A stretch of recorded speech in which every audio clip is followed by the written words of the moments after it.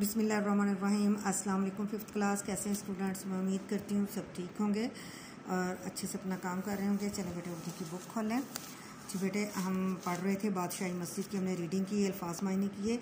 और जब आपने रीडिंग अच्छे से की होगी तो आपको इन सवालात के जवाब भी बनाने में मुश्किल पेश नहीं आएगी। तो आज जो है हम अब सवाल नंबर 1 है, इसके जो आगे छोटे छोटे सवालात दिए गए हैं उनके हम जवाबात करेंगे। पहला है बादशाही मस्जिद किस मुग़ल बादशाह ने तामीर करवाई? तो इसका जवाब है बादशाही मस्जिद मुग़ल बादशाह औरंगज़ेब आलमगीर ने तामीर करवाई। ठीक है। अगला सवाल है बादशाही मस्जिद का बादशाही मस्जिद के करीब कोई सी तारीखी इमारतों के नाम लिखें। कौन सी हैं बादशाही मस्जिद के करीब तारीखी इमारतें? शाही किला और मीनार पाकिस्तान।